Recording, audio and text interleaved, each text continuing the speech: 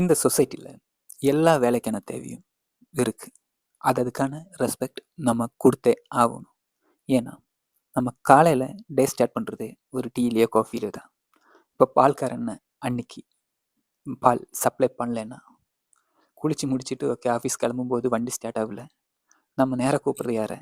Mechanic அண்ணாவை. அவர் வரலைன்னா அந்த டேயே போயிடுச்சு.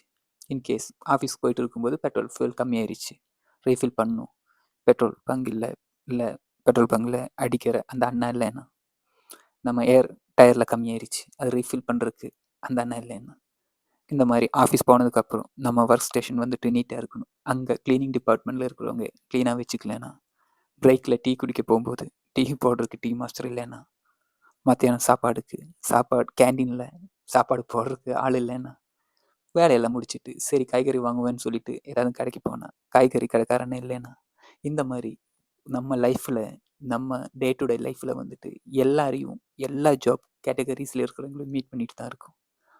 அப்போது எந்த வேலையும் இதுக்கு மேலேயும் கிடையாது, கீழேயும் கிடையாது.